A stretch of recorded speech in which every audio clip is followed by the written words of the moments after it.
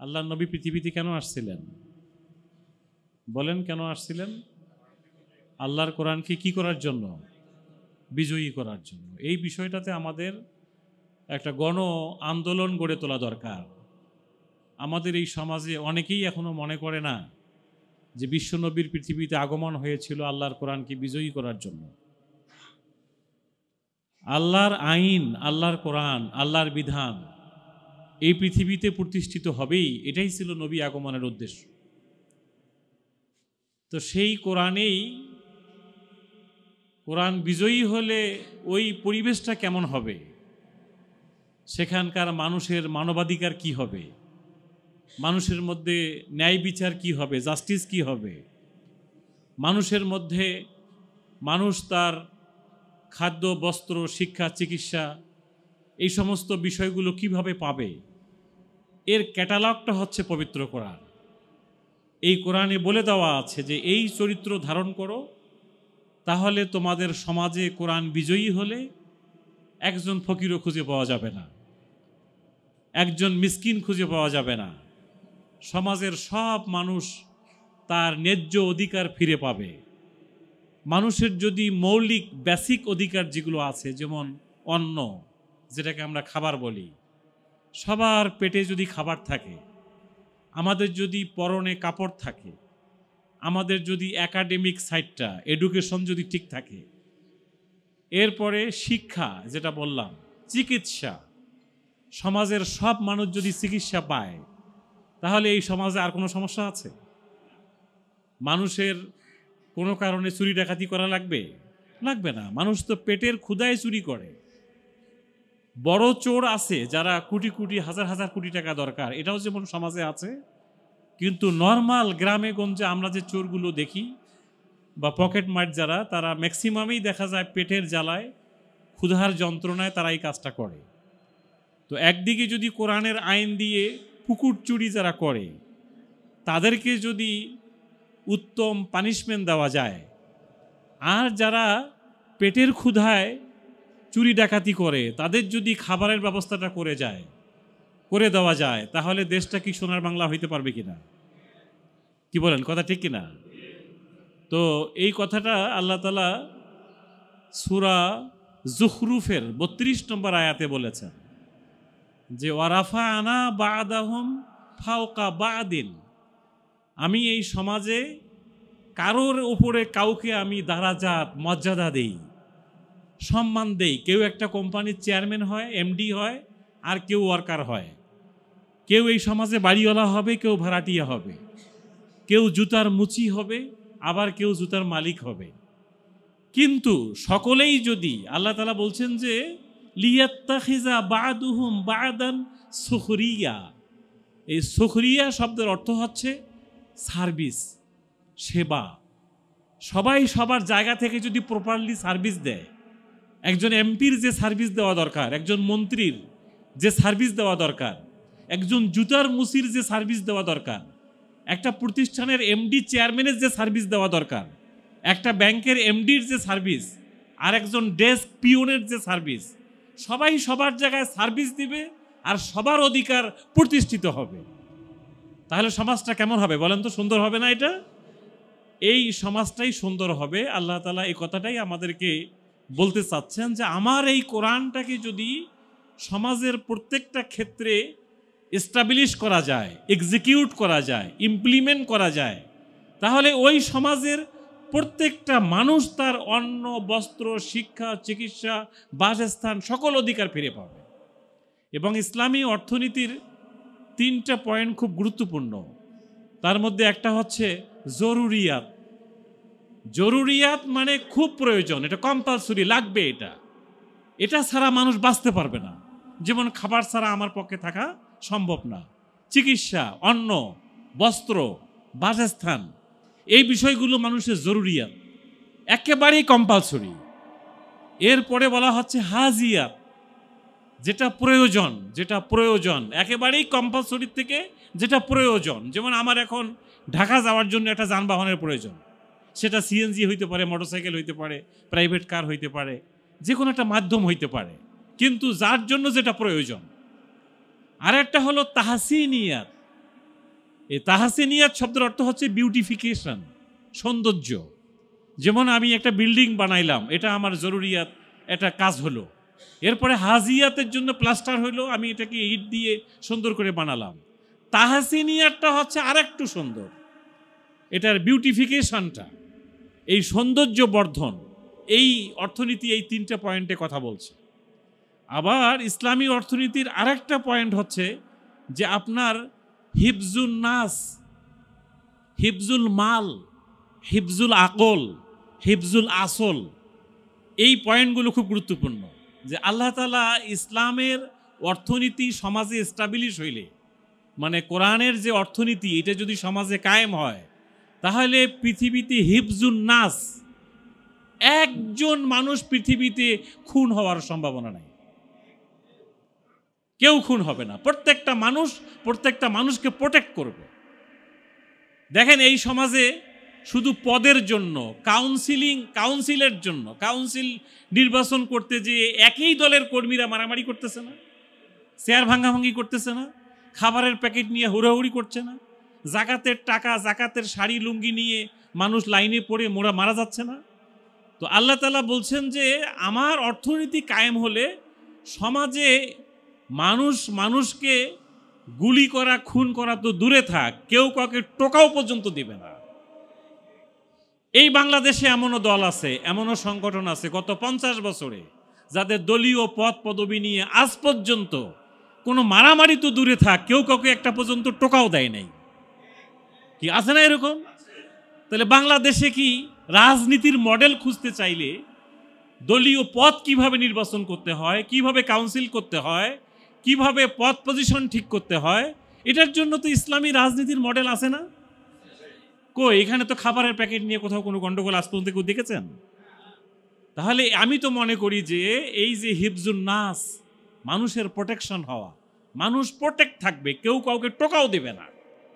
আপনারা ইরান বিপ্লবের খবর জানেন যে ইরানের বিপ্লবকে তৎকালীন সরকার যখন দমন করার চেষ্টা করছিল, তারা দমন করছে কামান এবং ট্যাঙ্ক দিয়ে, আর যারা ট্যাঙ্কের সামনে আছে তাদের হাতে ছিল গোলাপ, ফুটন্ত গোলাপ, একেবারে মানে রোজ, লাল গোলাপ।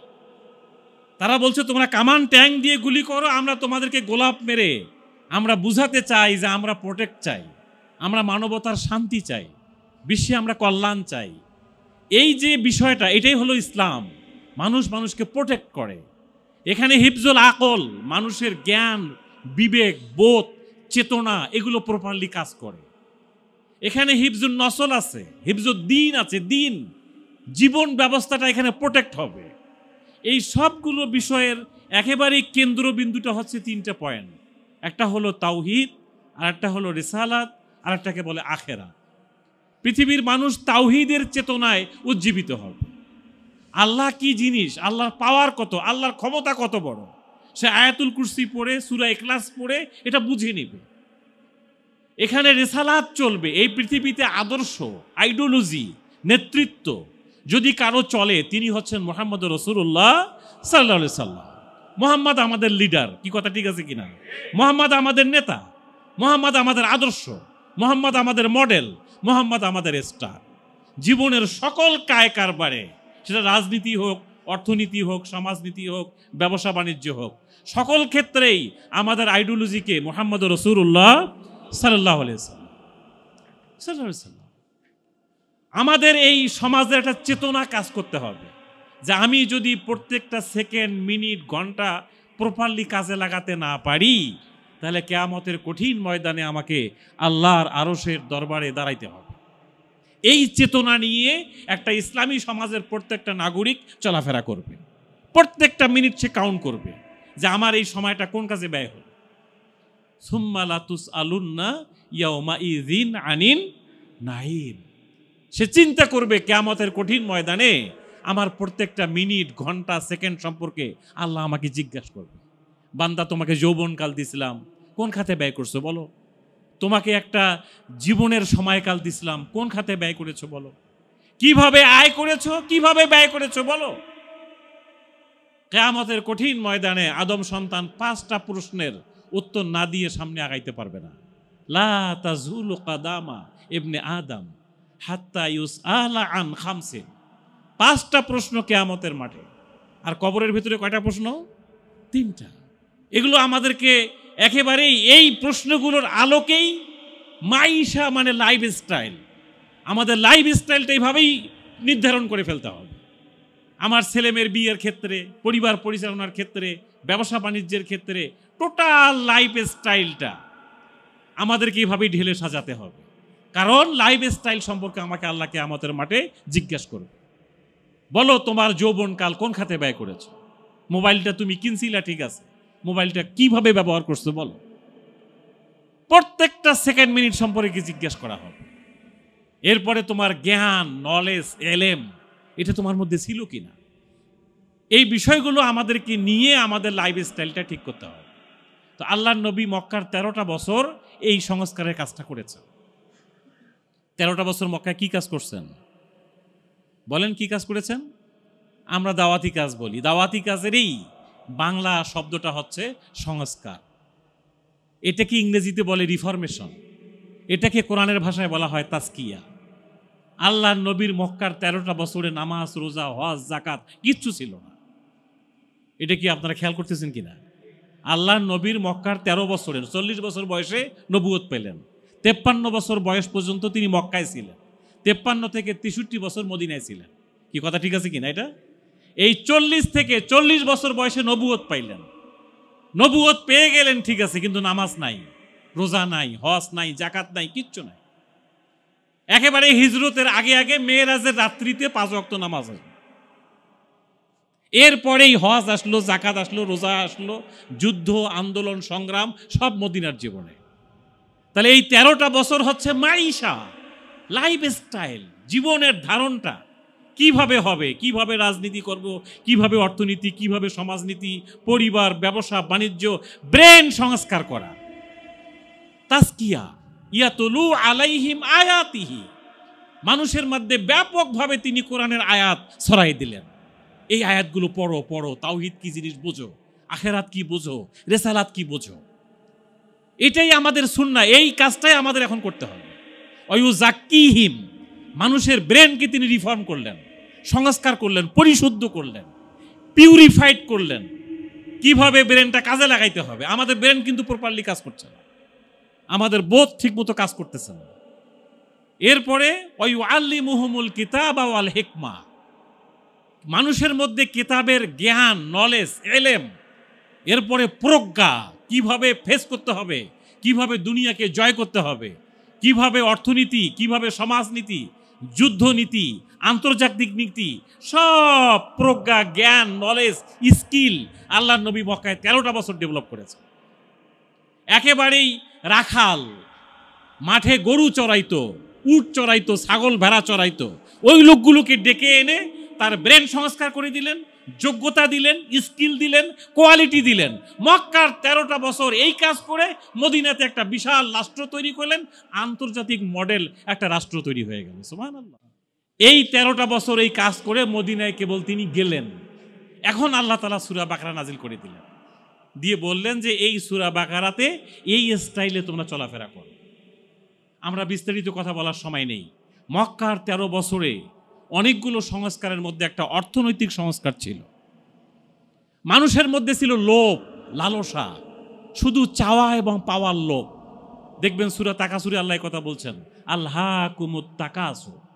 তাকাসুর শব্দটা কাসির থেকে আসছে, বেশি বেশি পাওয়ার লোভ, বেশি বেশি পাওয়ার মানসিকতা। একটা বাড়ি আছে, আর একটা বাড়ি লাগবে, 1 বিঘা জমি আছে, আরও 1 বিঘা জমি লাগবে, মোটরসাইকেল আছে, প্রাইভেট লাগবে, প্রাইভেট আছে, প্রাডো লাগবে, প্রাডো আছে, আরও 3-4টা গাড়ি লাগবে, পরিবারের সবার জন্য গাড়ি লাগবে। কি এরকম মানসিকতা আমাদের মধ্যে আছে কিনা? ঠিক ওদের মধ্যে এরকম একটা মানসিকতা তৈরি করার জন্য তাদের অর্থনীতিটাকে তারা একেবারে নিজের মধ্যে করায়ত্ত করে ফেললেন। যেভাবে হোক আমার টাকা পয়সা, গাড়ি বাড়ি এগুলো লাগবে। আল্লাহ তাআলা এদেরকে সূরা বাকারার এই আয়াতগুলোতে ডাক দিয়ে বললেন যে না, এই মানসিকতাটা তোমাদের ঠিক না। মক্কার 13টা বছরে অনেক কষ্ট হয়েছে, নির্যাতন হয়েছে, সাহাবা একরাম রক্ত দিয়েছেন, জীবন দিয়েছেন। দেখেন, রক্ত জীবন দিলেন, কিন্তু নামাজ পড়লেন না। আল্লাহ বলছে নামাজ পড়ে, রোজা পড়ে, হজ পড়ে, জাকাত পড়ে, আগে তোমার ব্রেন মানসিকতাকে পরিশুদ্ধ করো। এই 13 বছরের আমল হচ্ছে এটা। 13 বছরের আমল হচ্ছে সংস্কার, রিফরমেশন। এই জন্যই আমরা বলতেছি যে বাংলাদেশে গত 50 বছরে যে প্রচলিত রাজনীতি, যে রাজনীতির ধারা, এটা আমরা এখন বন্ধ করতে চাই। একটা রিফর্ম করে একটা দেশ গড়ার রাজনীতি আগামীতে আমরা করতে চাই। কি কথা ঠিক আছে না? প্রচলিত রাজনীতি, চাঁদাবাজি, ধান্দাবাজি, জমি দখল, বাড়ি দখল, মানুষের ওপর মানুষের গোলামি, মানুষের ওপর মানুষের প্রভুত্ব, আমরা এগুলো সব বন্ধ করে একটা কোরআনী সমাজ দেখতে চাই। কি এই কথার সাথে বাংলাদেশের কোনো নাগরিক কি দ্বিমত করবে? না, কেউ করবে না। আমি গত পরশুদিন মোরেলগঞ্জে একটা প্রোগ্রামে গেছিলাম, বাগেরহাটে। ওইখানে আমি বললাম যে আওয়ামী লীগ, বিএনপি, জাতীয় পার্টি, চরমনাই, একেবারে যত তাবলিগ পাবলিক, যত শ্রমিক, যত মানুষ সমাজে আছে, আপনি যদি কাউকে ধরে বলেন যে এই দেশটা থেকে চাঁদাবাজি বন্ধ হোক, এইটা কি কেউ মনে করবে যে বন্ধ হওয়ার দরকার নাই? কেউ মনে করবে এটা? না। প্রত্যেকটা এই কথাটাই আল্লাহ নবী 13 বছর বলেছেন যে যা হয়েছে হয়েছে। কন্যা সন্তানকে জীবন্ত কবর দিয়েছ, মানুষ তার অধিকার ফিরে পায় নাই, নারী তার অধিকার ফিরে পায় নাই, ব্যবসায়ীরা টাকার ব্রিফকেস নিয়ে এখানে সেখানে মুভ করতে পারে নাই, একজন মহিলা গলায় অলংকার নিয়ে এখানে সেখানে মুভ করতে পারে নাই, যেখানে নারী বাড়ি গাড়ি উলঙ্গ হয়ে, উলঙ্গপনা বেহেয়াপনা, কাবা ঘর তো অফ করতো উলঙ্গ হয়ে, বলেন ঠিক কিনা? এরকম উলঙ্গপনা বেহেয়াপনা, মানুষের অধিকার প্রতিষ্ঠিত হয় নাই, এরকম সমাজ আমরা আজ চাই না। আমরা মক্কার 13টা বছর তিনি এই শুধু সংস্কারগুলো করে মদিনায় 10 বছর যে মডেল তৈরি করলেন, সারা পৃথিবী এই মডেলের কাছে ঋণী হয়ে আছে। এখন আর কোনো ফকির পাওয়া গেল না, কোনো মিসকিন নাই, কোনো অভাব অনটন নেই। এটা আমি বলছি, আপনারা শুনছেন কিনা, যে জাকাতের টাকা নিয়ে এক ভদ্রলোক এইভাবে ঘুরে ঘুরে বেড়াচ্ছে, ফকির খুঁজে পাচ্ছেন। আর এক ভদ্রলোক জাকাতের তার ব্যাগ নিয়ে এসে ঘুরে বেড়াচ্ছে, তাকে দেখে মনে হইলো সে একজন ফকির হবে। তাকে ডেকে বলতেছেন যে ভাই আমার জাকাতের টাকা নিয়ে আমাকে সেভ করো। তো উনি বললেন তুমি কয়দিন ধরে ঘুরে বেড়াচ্ছ? বললো আমি 3 দিন ধরে ঘুরে বেড়াচ্ছি। উনি বললেন যে আমি এই জাকাতের টাকা নিয়ে 7 দিন ধরে ঘুরে বেড়াচ্ছি। যে সমাজে কিছুদিন আগে জাকাত খাওয়ার লোক ছিল, দেওয়ার লোক ছিল না, এই সমাজে কোরআনই একটা সমাজ হওয়ার কারণে, রিফরমেশন সংস্কার হওয়ার কারণে এখন দেখেন কি হলো, জাকাত দেওয়ার লোক ঘুরে ঘুরে বেড়াচ্ছে, জাকাত খাওয়ার লোক নেই। এইরকম একটা পরিবেশ বাংলাদেশে হইতে পারে না? আমরা তো বলেছি, আমরা একেবারে ক্যালকুলেশন করে বলছি, বাংলাদেশে যদি প্রপারলি জাকাত ক্যালকুলেশন করে আদায় করা যায়, এই জাকাত ঠিক মতো আদায় করলে উইথিন 10 ইয়ার্স, 10 বছরের মধ্যে বাংলাদেশ থেকে দারিদ্র বিমোচন সম্ভব। কিন্তু জাকাত দাতারা ভয় পাচ্ছে, তারা মনে করছে 1 লাখ টাকা থাকলে 2,500 টাকা যে আমি দিয়ে দেব, এটার আবার আমার তো টাকা কমে গেল। আল্লাহ রাসূল এই মক্কায় 13টা বছর এই কাজে করছেন যে দেখো তুমি যে এতদিন লুটপাট, সাদাবাজি, ধান্দাবাজি করে টাকা পয়সার মালিক হয়েছিলা, তুমি মনে করছো যে এই টাকা দান করলে তোমার কমে যায়, কিন্তু না।